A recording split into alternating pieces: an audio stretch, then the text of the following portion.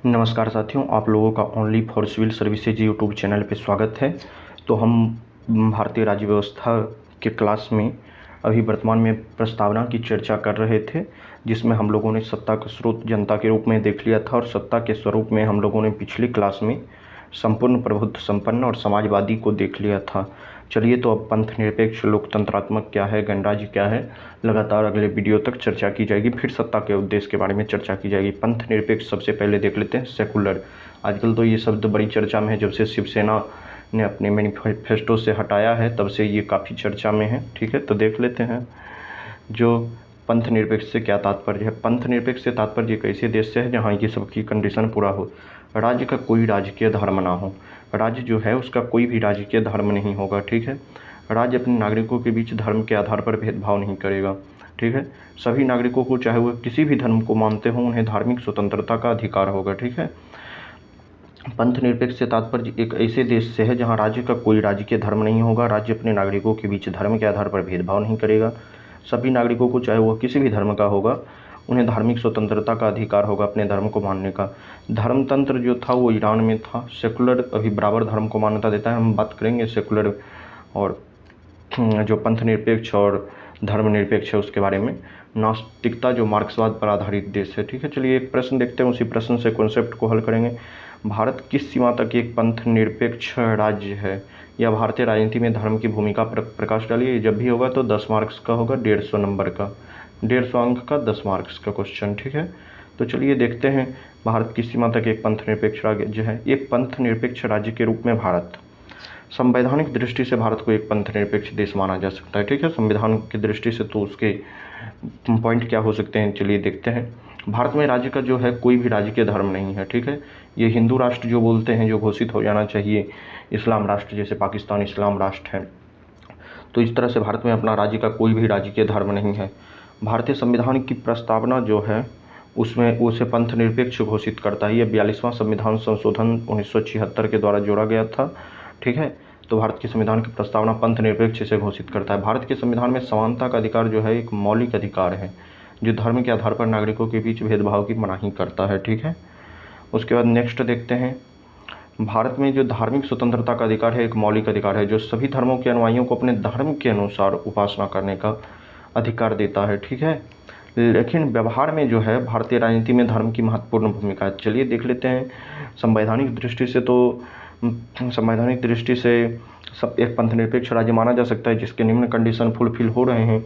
लेकिन देख लेते हैं जो भारतीय राजनीति में व्यवहार में धर्म की क्या भूमिका है। चलिए देखते हैं।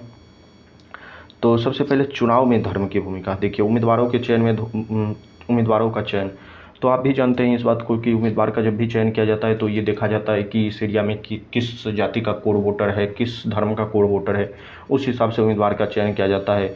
अगर कहीं ब्राह्मण वोटर ज़्यादा हैं तो वहाँ ब्राह्मण उम्मीदवार को दिया जाता है, यादव वोटर ज़्यादा हैं तो वहाँ यादव को दिया जाता है। जहाँ हिंदू हृदय सम्राट के वोटर ज़्यादा हैं, इस बात को कोई दिल पे मत लीजिएगा, तो वहाँ उनको दिया जाता है। जहाँ मौलाना का ज़्यादा वोटर है वहाँ उसको दिया जाता है। फिर चुनाव में धार्मिक मुद्दे उठाना, आजकल तो प्रवृत्ति बन गया है कि मंदिर वहीं बनाएंगे, भले जनता का पेट भरे या ना भरे, कोई दिल पे ना ले, लेकिन ये सभी वास्तविक मुद्दे हैं। सरस्वती पूजा करवाएंगे, कांवड़ी यात्रा पर फूल बरसाएंगे, तो किसी जगह हम रोज़ा करवाएंगे। मैं किसी एक धर्म को टारगेट नहीं कर रहा हूँ, लेकिन ये सभी चुनाव में विकास की मुद्दा उठना चाहिए, जो वास्तविक में से हम लोग इकोनॉमिक डेवलपमेंट की बात ही नहीं करते हैं। ठीक है, उसके बाद नेक्स्ट देखते हैं। कोई भी आदमी देखिए मेरे व्यवहार से अगर वो सहमत होइएगा तो कमेंट में डाल दीजिएगा, तो मैं आगे से इस तरह की कोई चर्चा राजनीतिक पे नहीं करूँगा। लेकिन वर्तमान भारतीय राजनीतिक परिदृश्य में इस चर्चे को शायद जो लोग नहीं कर पाते हैं, तो क्या कहना, चलिए कोई नहीं। फिर देखते हैं भारत में जो है जनता का मतदान व्यवहार भी धर्म से प्रभावित होता है। भारत में जो जनता वोट करते हैं वो भी देखते हैं, जो मुस्लिम वोटर है तो हम अपने मुस्लिम भाई को वोट करेंगे, हम क्या तो ब्राह्मण भाई को वोट करेंगे, हम यादव भाई को वोट करेंगे। इस तरह से जनता का मतदान व्यवहार धर्म और जाति दोनों से प्रभावित होती है। ठीक है, अब नेक्स्ट देखते हैं। चुनाव के बाद जो मंत्रिपरिषद के गठन में एवं राजनीतिक पद का जो वितरण होता है उसमें भी व्यवहार में धर्म एवं जाति की अहम भूमिका होती है। आप लोग विभिन्न न्यूज़ चैनल के माध्यम से तो जुड़े होंगे ही, तो आप लोग सुनते होंगे कि जैसे मोदी मंत्रिमंडल में 17 ओबीसी मंत्री हैं। एग्जाम्पल के थ्रू, पता नहीं कितने ओबीसी मंत्री हैं, 17 ओबीसी मंत्री बनाए गए, 5 उत्तर प्रदेश से बनाए गए, 6 यहाँ से बनाए गए। क्षेत्र, जाति, धर्म, तो मोदी मंत्रिमंडल में 3 मुस्लिम मंत्री हैं, इस तरह से दिखाया जाता है। 2 जाट समुदाय से आते हैं, 3 यूपी के डॉट डॉट डॉट समाज से आते हैं, मतलब किसी भी समाज को लीजिए। इस तरह का राजनीतिक पद के वितरण में इस बात की अच्छी खासी ध्यान रखी जाती है। तीसरा देख लेते हैं, नेक्स्ट पॉइंट। भारत में कुछ सीमा तक सरकारी नीति व्यावहारिक तौर पर धर्म से प्रभावित होती है। अब क्या होगा, जैसे देखिए, अगर जैसे अभी हाल फिलहाल में अगले साल यूपी में चुनाव होने वाली है, तो जिस भी सरकार को जो अपना उसका कोर वोटर होगा तो बोलेगा हम आएंगे तो सत्ता में मुस्लिम के लिए ये करेंगे, यादव के लिए ये करेंगे, तो कोई आएगा तो बोलेगा हम इसके लिए ये करेंगे, इस हिसाब से चलता है। तो व्यवहारिक तौर पर सरकारी नीति भी कुछ हद तक प्रभावित होती है। भारत में कुछ राजनीतिक दल और संगठन जो राजनीति को प्रभावित करते हैं वो भी धर्म के आधार पर गठित किए जाते हैं, जैसे हिंदू युवा मोर्चा इत्यादि। चलिए, अब राजनीति की बात थी तो कुछ चर्चाएं हो गई। जो किसी भी आप राजनीतिक पद से अगर जुड़े होइएगा तो अपना व्यवहार थोड़ा साइड में रख के सोचिएगा, क्योंकि हम तो यहाँ यूपीएससी के लेवल से पढ़ाई कर रहे हैं, तो स्वाभाविक रूप से हम एक पक्षीय निर्णय नहीं ले सकते। हम चलिए देखते हैं, पंथ निरपेक्ष बनाम धर्मनिरपेक्ष, ये मुद्दा कुछ ज़्यादा विवाद में रह गया है। प्रस्तावना में सेकुलर को पंथ निरपेक्ष में ट्रांसलेट किया गया है, पहले से धर्मनिरपेक्ष था, ठीक है। रिलीजन शब्द जो है वो जड़ शब्द से बना है, जिसका अर्थ जोड़ना होता है मनुष्य को ईश्वर से और इहलौकिक को पारलौकिक से। धर्मनिरपेक्ष धारण करना, धर्म वह है जो धारण करने योग्य है, ठीक है। तो पंथ निरपेक्ष मानिए बहुत ज़्यादा अंतर नहीं है, शब्द का चोचलेबाजी है और कुछ इसमें नहीं कहा जा सकता है बहुत विस्तृत रूप से। लेकिन चलिए जो भी है, अब देख लेते हैं लोकतंत्र क्या है। लोकतंत्र डेमोक्रेसी 2 शब्द डेमोस प्लस क्रेशिया से बना है। डेमोस मतलब जनता होता है और क्रेशिया मतलब शासन होता है।